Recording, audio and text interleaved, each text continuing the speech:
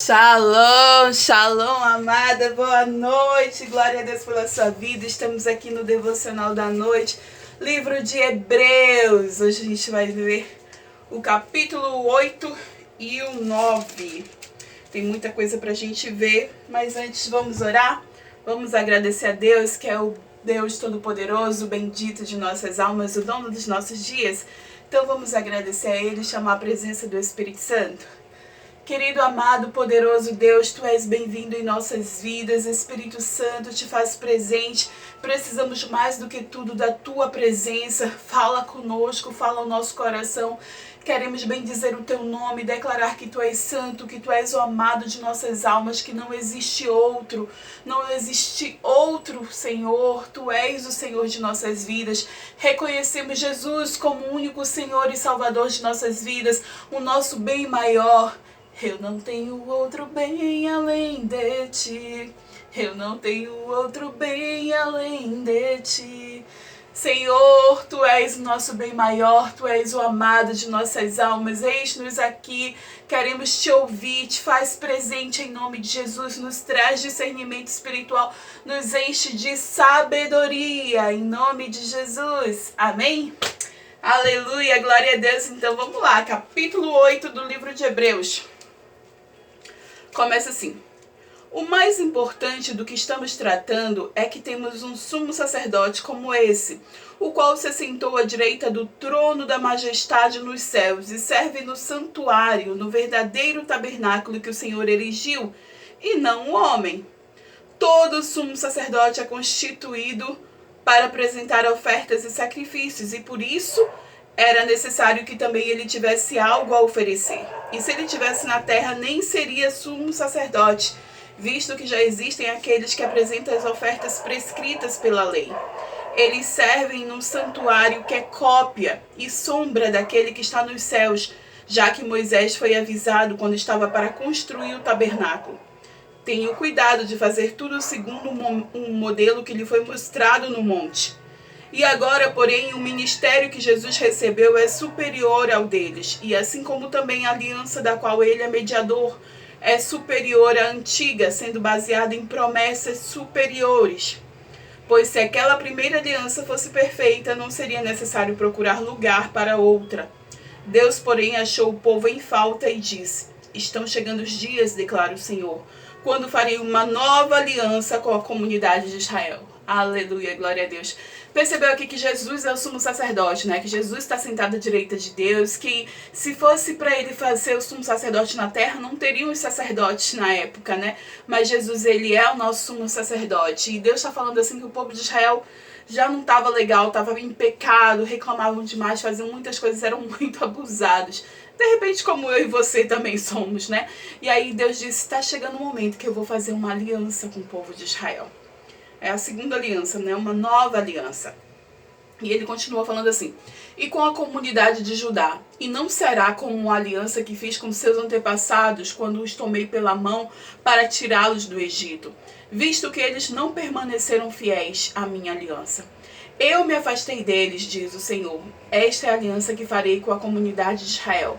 E depois daqueles dias, declara o Senhor, porei minhas leis em sua mente e escreverei em seu coração. Serei o seu Deus e eles serão o meu povo. Ninguém mais ensinará o seu próximo, nem a seu irmão, dizendo: conheça o Senhor, porque todos eles me conhecerão, desde o menor até o maior, porque eu lhes perdoarei a maldade e não me lembrarei mais dos seus pecados. Uau, olha só o que Deus está falando para mim e para você. Ele quer estar tanto próximo de mim e de você, quer tanto essa nova aliança, que Ele perdoa os nossos pecados, que Ele leva para o mar do esquecimento, que ninguém mais pode lembrar, nem o inimigo mais pode lembrar disso.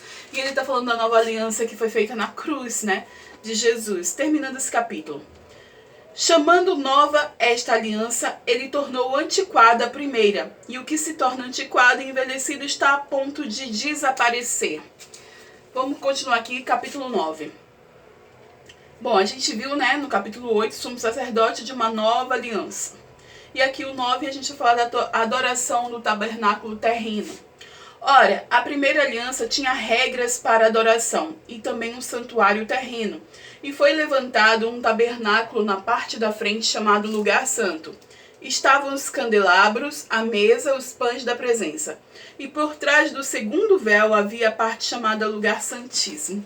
Gente, eu falo tanto desse véu, que o véu do templo se rasgou e eu amo tanto. E eu não sei se consegue perceber na sua cabeça quando eu vou falando aqui, porque quando eu vou lendo, eu vou vendo o santuário, o lugar santo, o santíssimo, o átrio, onde fazia expiação, o véu, o segundo véu. Eu consigo visualizar tudo. Então, se você ainda não consegue isso, dá um Google aí para ver como é que era o átrio do rei, o lugar santo, o santo dos santos, para você ter uma noção maior, para você entrar, sabe? Para você ver o tabernáculo, ver como é que funcionavam as roupas dos sacerdotes, como é que fazia ali a expiação pelo pecado do povo. Então dá um Google, comece a visualizar isso para você perceber como é que era, tá bom? E ele fala aqui, por trás do segundo véu havia a parte chamada Lugar Santíssimo, onde se encontrava um altar de ouro para o incenso e a Arca da Aliança, totalmente revestida de ouro. E nessa arca estava um vaso de ouro contendo maná e a vara de Arão que floresceu e as tábuas da aliança. Eu sempre fico com a minha Arca da Aliança aqui, mas agora eu deixei lá, geralmente ela fica do outro lado.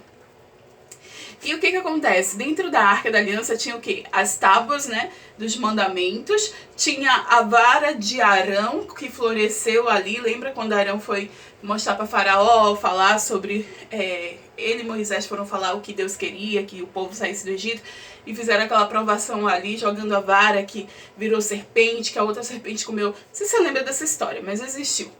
E também o maná, que era o pão do céu. O povo estava do Egito, né?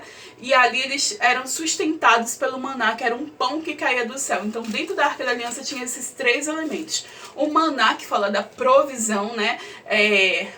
Pra mim, assim, que eu tô sendo ministrada agora, pra mim o maná fala muito de provisão que eu e você temos, né? Os mandamentos que nós precisamos das leis, dos mandamentos de Deus, andar com o Senhor, estar no mesmo propósito, alinhada, fluindo, sonhando junto com Deus. E também a vara de Arão que fala do milagre, né? Do inesperado, de algo que acontece assim. Então, eu e você, nós precisamos desses três elementos com certeza.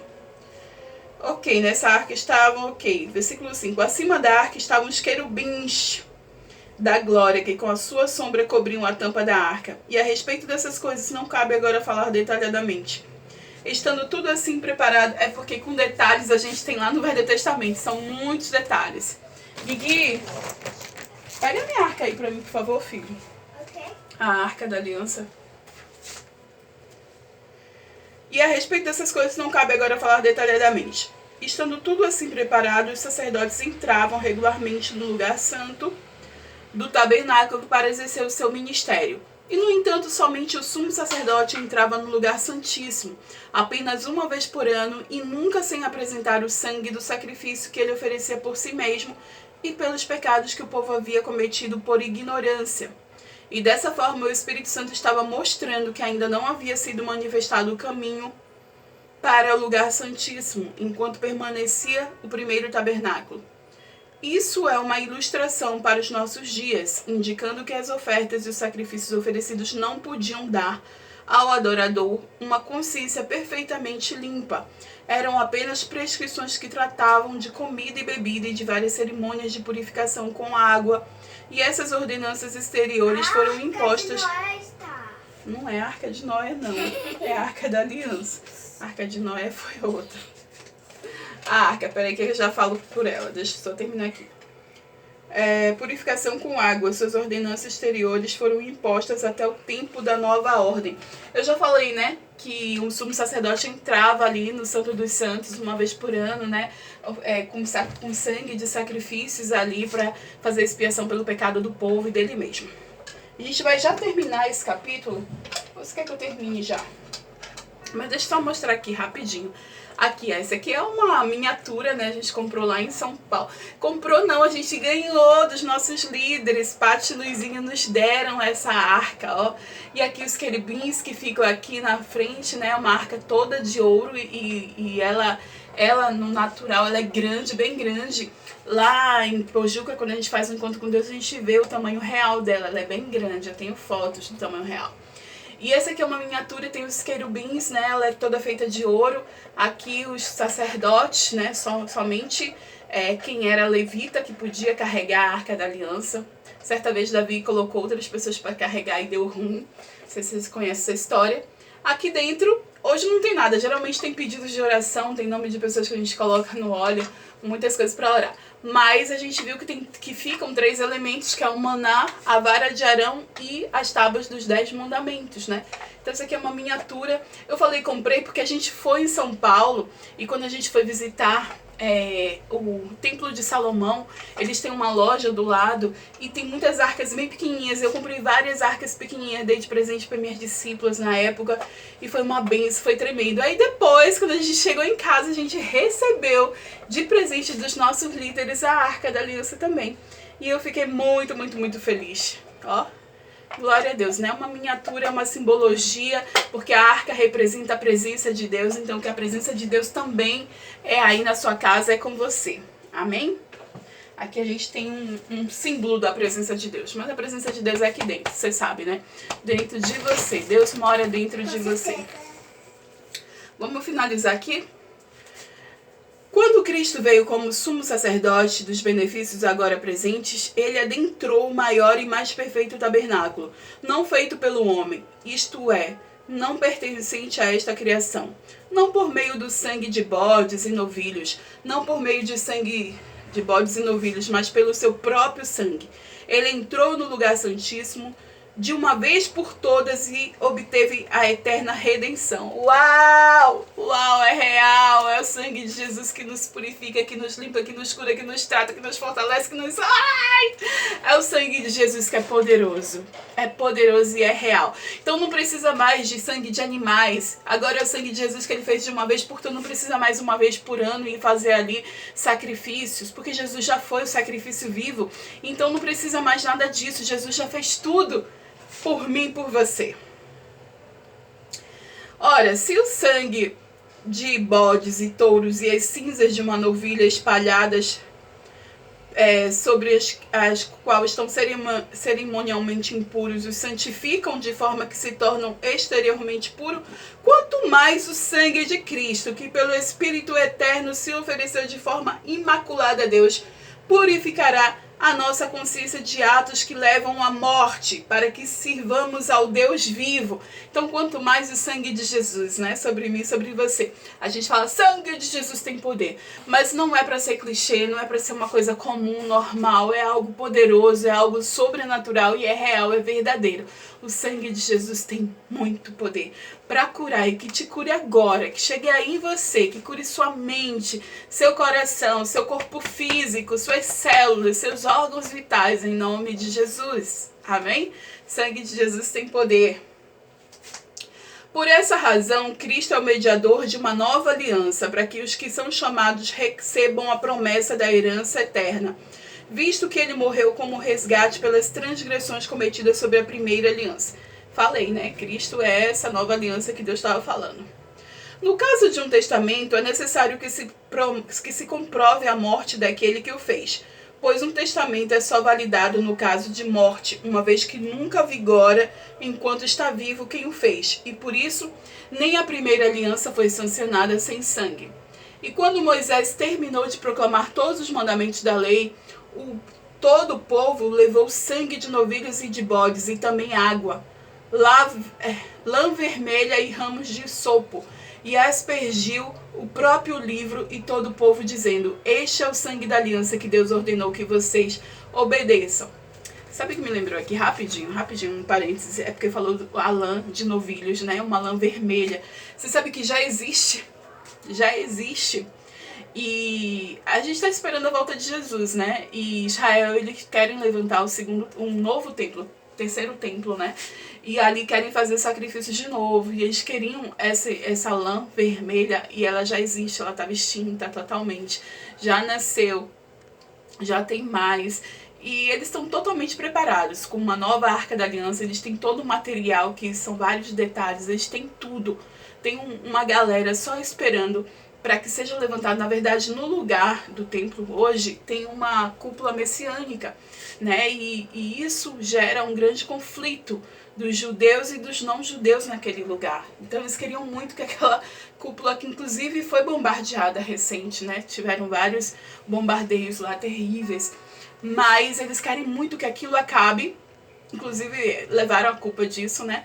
Para que eles possam construir o templo que foi destruído. Lembra que os babilônios vieram, destruíram e agora querem levantar o terceiro vez. E eu lembrei muito dessa lã vermelha, porque ela não existia, mas agora ela existe, está muito próxima à vinda de Jesus, porque quando eles levantarem esse templo, tudo começa.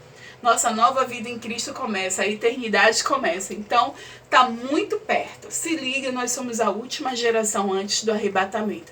Então, se liga mesmo, entregue sua vida totalmente ao Senhor, que Ele tenha você por inteira. Que em nome de Jesus a gente possa subir juntas. Amém. Deixa eu seguir aqui. Este é o sangue da aliança que Deus ordenou que vocês obedeçam. E da mesma forma aspergiu com o sangue do tabernáculo e todos os utensílios das suas cerimônias. De fato, a lei, quando todas as coisas são purificadas com sangue, sem derramamento de sangue, não há perdão. Por isso que Jesus teve que derramar até a última gota do sangue dele, para que eu e você pudéssemos ser perdoadas. E ele teve que morrer, porque herança só se deixa depois que alguém morre, né? Então é por isso que Jesus também teve que morrer, para que eu e você recebêssemos essa herança, recebêssemos o sangue, a vida eterna, o perdão. Amém? Portanto, era necessário que a cópia das coisas que estão nos céus fossem purificadas com esses sacrifícios, mas as próprias coisas celestiais com sacrifícios superiores. Pois Cristo não entrou em santuário feito por homens, uma simples representação do verdadeiro, ele entrou nos céus para agora se apresentar diante de Deus em nosso favor. Não, porém, para se oferecer repetidas vezes, à semelhança do sumo sacerdote que entra no lugar santíssimo, todos os anos com sangue alheio. Se assim fosse, Cristo precisaria sofrer muitas vezes desde o começo do mundo. Misericórdia, né? Mas agora ele apareceu uma vez por todas no fim dos tempos, para aniquilar o pecado mediante o sacrifício de si mesmo. Tô querendo vibrar aqui. Uhul!